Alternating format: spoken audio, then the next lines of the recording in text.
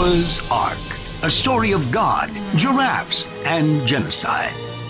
This is the scriptural account of the Great Flood, a worldwide event of catastrophic proportions known specifically for leaving behind absolutely no geological evidence. This story is also known by its overseas title, Drowning Your Children When They Don't Behave, now available in fine bookstores everywhere.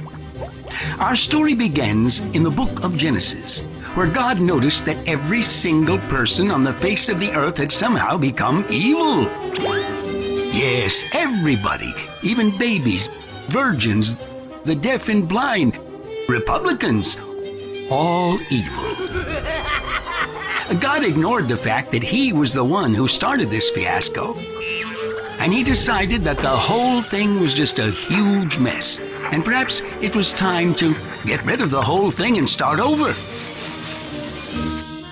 The good news? There was one man who was righteous and blameless. So Noah and his family were told to build the world's largest life raft, known from that day forward as the Ark. God has a thing for arks. In fact, another biblical account involving mass death and destruction involved the Ark of the Covenant. But we haven't time for that gruesome little story, so let's push on. God told Noah to build an ark out of cypress trees and pitch, 450 feet long. Quite an undertaking for a guy who was 600 years old. Fortunately, his sons, Shem, Ham, and Japheth, were conceived when Noah was 500 years old. So Noah was obviously vigorous enough for, physical activity, if you know what I mean.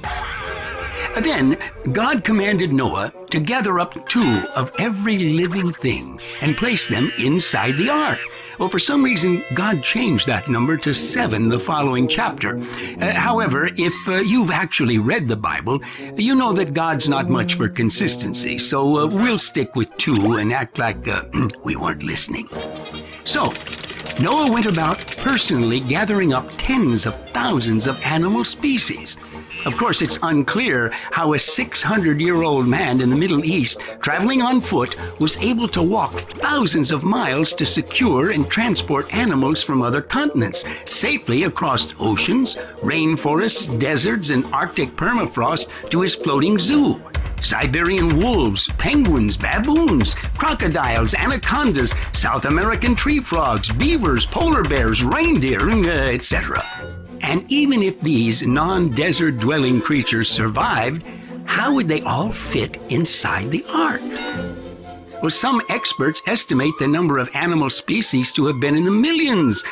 But even if you believe the biblical argument of a few thousand kinds of animals, wow, that's one bloated boat. Now, what about the specialized diets each animal species would require? Bamboo shoots for the giant pandas, fresh meat for the carnivores, plant life for the herbivores. Now, how did they keep the animals' muscles from withering away after months in a confined space with no exercise? What about the predator and prey animals being housed in the same space? Where was the food stored? And how was it kept from spoiling? Who cleaned out the tons of manure every day? How was the waste disposed of in a stadium-sized boat with only one window? Ah, but you make a fatal mistake. You've just been caught in the act of using logic. Well, it's perfectly understandable, but please, don't let it happen again. Then, God made it rain for 40 days and 40 nights, which means the floodwaters were fresh waters, which would have mixed with the salt waters, creating a mixture deadly to all marine life.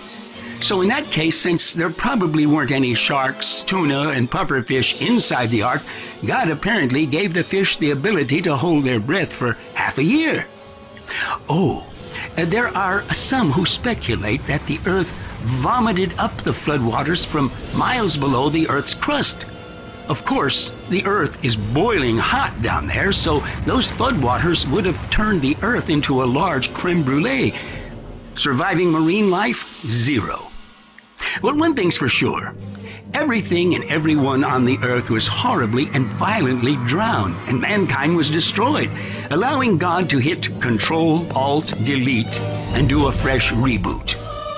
And on the 17th day of the 7th month, the ark came to rest on the mountains of Ararat, where it would never be discovered.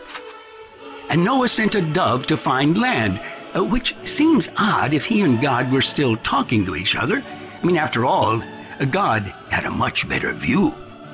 Well, ultimately, Noah, his wife, his sons, and their wives stepped out of the ark, took long showers, and practiced incest to repopulate the earth. And that's the story of Noah's Ark. God, giraffes, and genocide. A tale of incompetence, evil, mass murder, animal feces, and inbreeding. A great story for the kids. And better than late-night cable TV.